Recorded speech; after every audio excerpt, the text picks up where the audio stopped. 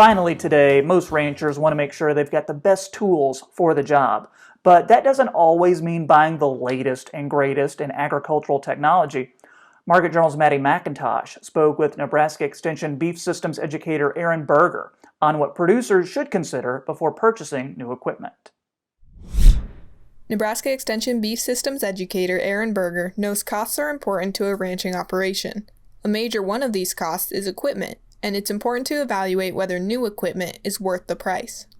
After feed, usually labor and equipment is the second largest expense.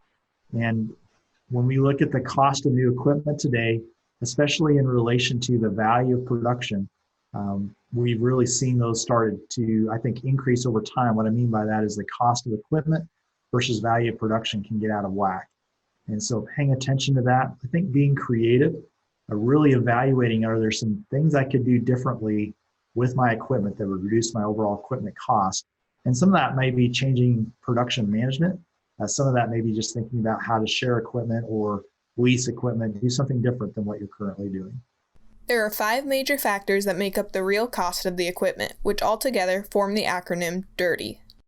So I think when you think about a piece of equipment, you really need to ask, what is the cost of owning this piece of equipment? That DIRTY 5 factor: depreciation, interest, repairs, tax, and insurance.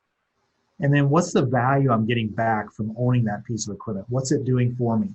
If that piece of equipment is not returning me more value than what it costs, then I need to evaluate, how do I eliminate that piece of equipment or replace it with a piece of equipment that does capture value for me, does return more than its cost.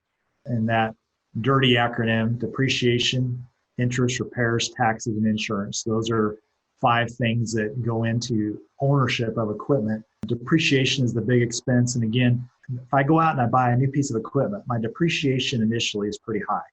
As that piece of equipment gets older, then my repair bill probably starts to go up because everything's starting to wear out. I'm going to need to do some work with that.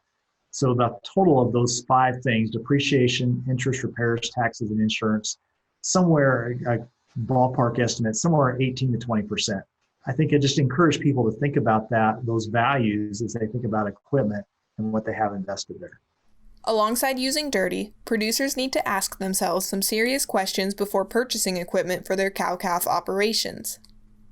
So I think you need to ask yourself, what does this piece of equipment do for me in the operation? Is this something I use routinely? Is it really needed? And in those cases, could I rent that piece of equipment? Could I share a piece of equipment with somebody else? And that can really provide maybe an option for you to buy a piece of equipment, maybe in conjunction with a couple of neighbors. Maybe it's something that you use just a couple weeks of the year. Could there be an opportunity to lease a piece of equipment and use it for a set amount of time? What are the things that you can do with that piece of equipment instead of maybe needing to own it outright that could help you use that resource more effectively? Lastly, Aaron says keeping track of what you own is important so you don't lose out on the value of old equipment. In some cases, we can see equipment inventories creep over time.